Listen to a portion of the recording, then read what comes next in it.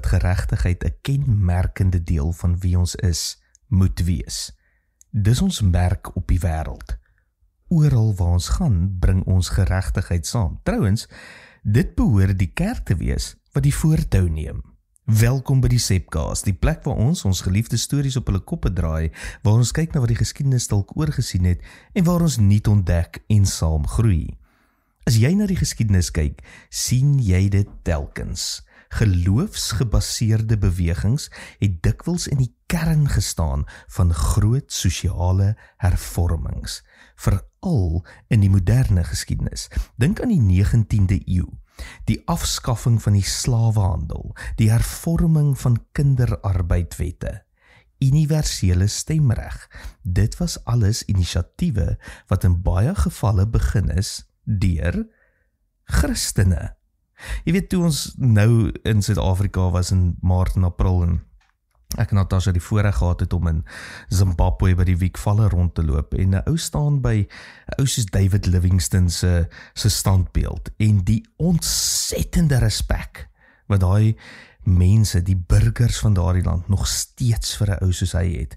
Dis 'n Christen wat gesê het tot hier toe en nie verder met slawerny nie. Nou tree ek op vir die mense. Is ongelooflik om dit te beleef. Hulle sien hom amper as heilig. Natuurlik aanbid hulle hom nie, maar wow, vir 'n wit man om in Afrika daardie tipe navolging te hê, meer as 100 jaar na sy dood, dit is net absoluut verstommend.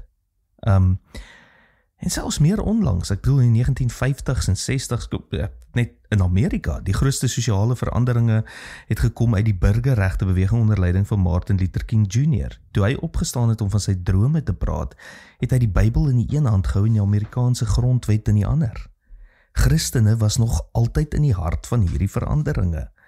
Ongelukkig het ons in onlangse tye meestal die Christelike geloof verskraal tot iets baie privaat. Maar wanneer die Bybel praat van die koninkryk van God, praat dit van 'n koninkryk wat in ons kom. En dit moet wees dat wanneer jy of ek naby iemand beweeg, die koninkryk van God ook nader beweeg. Mense behoort iets van die koninkryk te ervaar, hoe nader ons aan hulle beweeg. Maar as ons onsself onttrek van die wêreld, as ons sê die wêreld is sleg vuil, ons moet maar terug in ons bankers inkruip en ons weergawe van sending is om nou en dan 'n Johannes 3 vers 16 handgranaat uit te gooi of 'n Johannes 10 vers 10 geweerkoel deur 'n skietgleuf te vuur, dan begin ons nie die koninkryk nie. Dan bring ons dit nie. Dan kom ons nie naby aan mense nie. Ons roeping is om binne gemeenskappe te wees, binne kultuur. Wanneer jy die Bybel lees en vra, wie is my naaste? En jy lees Amos 5 waar God sê, ek verafskie julle godsdienstige feeste, weg met julle offers. Laat geregtigheid vloei soos water en regverdigheid soos 'n standhoudende stroom.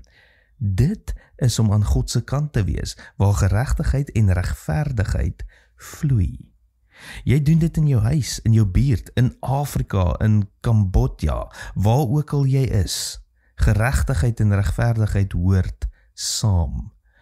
Ons kan nie hierdie geloof individualiseer en dit net 'n vertikale, persoonlike verhouding met Jesus maak, sonder om ook horisontaal lief te hê vir die wêreld nie.